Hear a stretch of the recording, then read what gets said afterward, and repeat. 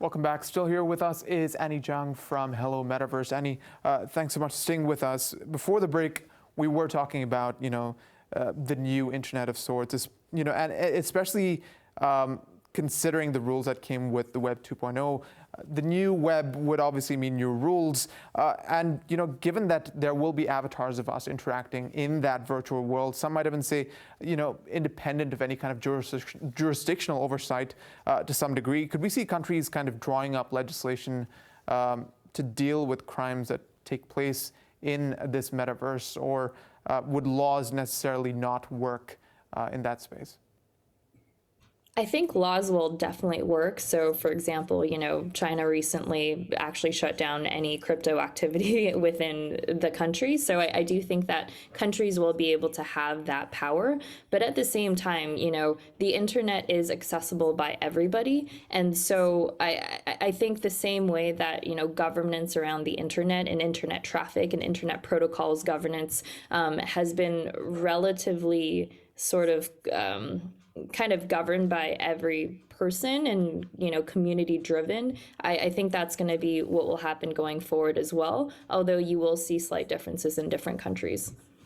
I do want to talk about something else, which is that I found it a little hard to wrap my head around determining whether the metaverse is a product or not. I mean, many have suggested that it is not, in fact, a product, especially Facebook. But in fact, what they're doing is that they're adding to an existing world. They're adding an extension to an existing world. How exactly does that work? How can the metaverse already exist and then you're essentially not creating a product, even though you're pumping what seems like billions into it?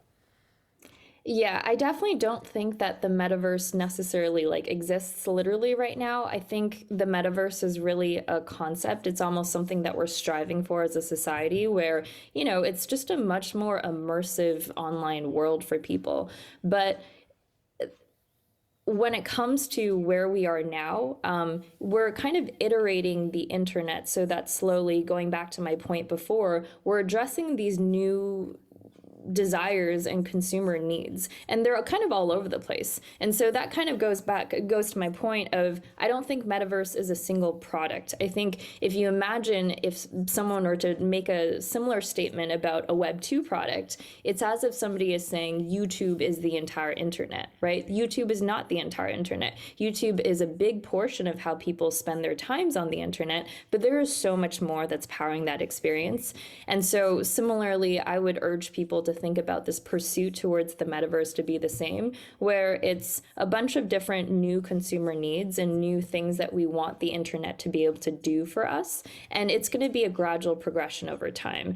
Even an example going back to when we're talking about gaming, concurrency is a huge problem. Even the best games out there, for example, Fortnite, it only powers 50 people to be together at the same time in one server. Even though that's okay, like playing a first shooter game, for example, you can't have a hangout or a congregation with even your school or even your workplace, which is very, very limiting. So those are just examples to show that, again, this is a constant iteration towards kind of this ideal future that's still quite nebulous. And it is not fair to say that the metaverse is a single product. And speaking of Facebook's involvement in all of this, I mean, this week they did announce, as I'd mentioned earlier, was that they're spending $10 million on their division. They're also looking to bring on some 10,000 employees for this in Europe. And it seems like they're throwing everything but the kitchen sink at this. Is there enough of a demand, do you think, for this metaverse to warrant the kind of investment, the scale of investment that Facebook is looking to bring on? Or do you think the idea is to kind of create this demand over time? So there's absolutely demand. Again, people are spending so much time online that there's just more and more, things for us to build for people.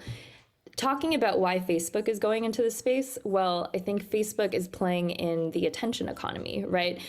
They're always thinking about where are people spending time, where are people spending time socially, and how they can get in front of that. And so in many ways, personally, I actually used to work at Facebook. They really, really care about capturing the attentions of people and capturing the networks in which people are participating in. So I think, this particular play of Facebook getting really into the metaverse is, one, they want to reach younger audiences. And as I mentioned before, Gen Z and Gen Alpha, the younger audiences, are probably going to be the ones that are going to define and play the biggest role in the metaverse. And so if they want to create something that's going to be for them, then they have to start now. The second is, Facebook has played around with other competitive strategies before. When it comes to TikTok, and when TikTok was really starting to be emergent, Facebook did a lot of things in short videos. And that is fine, and I think that's working well for them. But the metaverse is a new frontier where there's not really clear players there right now. And I think it's a real opportunity for Facebook to actually define something compelling so that people find reasons to go to Facebook. So that's another opportunity. And then finally, Facebook has invested a ton of money into VR and Oculus and this idea of a virtual reality headset and being immersed in that.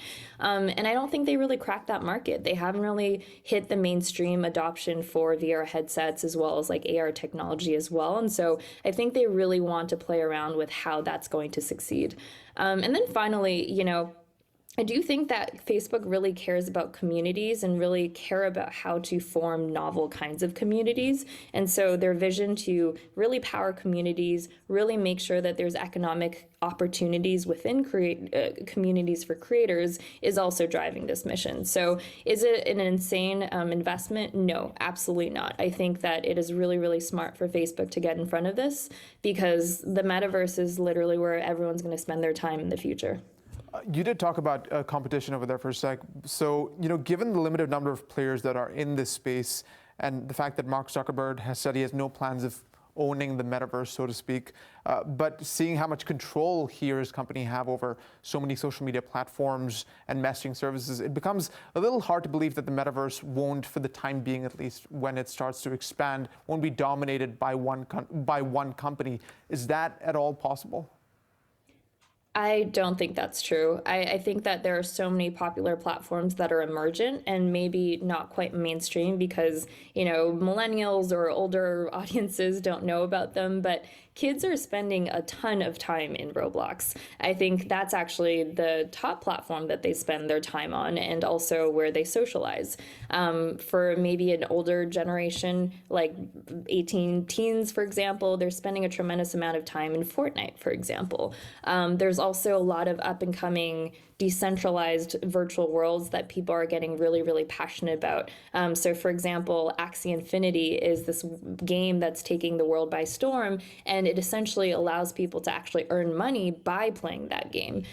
So I don't think it's a fair assessment to say that the metaverse is not huge. I think that there's actually a lot of alternative products that are out there that is gaining a lot of velocity with younger audiences, and those platforms are just going to age up with those younger audiences. If anything, I really do think that Facebook should be concerned about not being able to get the interest of younger audiences and then lose relevancy.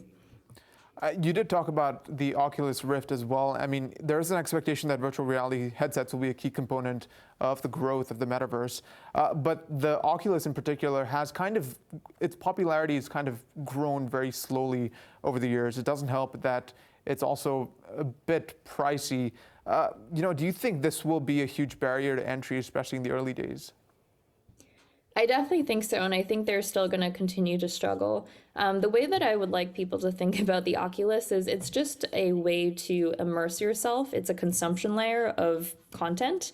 So, instead of maybe watching YouTube on your phone, you're watching YouTube in a movie screening or like a cinema. So I think it's kind of just a consumption layer where it's a lot more immersive, but it doesn't really do much more than that, right? It doesn't really help you take in input. So it's not like you can do a lot of really complex behaviors within the VR headset and be able to send that data into that virtual world. I think it's also really hard to be interoperable with other platforms. You can't just, try to text while you're on a VR headset. It just doesn't work, or like scroll through different tabs and stuff like that. So I think that's the area in which Oculus really has to figure out a solution to, is how do you get past just being, a really, really rich consumption experience into something that blends well with everything else that a person is trying to do as well. So Yeah, I think they'll still continue to see slow adoption of VR headsets, although, with the push of really good content and maybe even leveraging other companies to build out really strong immersive content, I can see a world where slowly people want to pick up a VR headset because that experience is going to be more superior than their web experience. So, imagine there's a really popular game or there's a really popular virtual world where people want to go in all the time. And by putting on a VR headset, it just feels so much more real, so much more better. And they're already spending, 3 hours a day on it. They might as well do it on VR. But I don't think we're quite there yet. And I think that there's a lot of work to be done.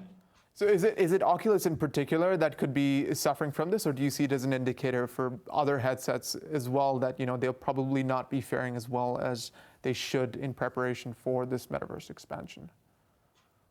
I think they will all face the same challenges because fundamentally they're all the same medium of consumption. And until they solve the problem of how to be more intuitive, how to work with, just in general, what's comfortable for people, they're going to have the same problem.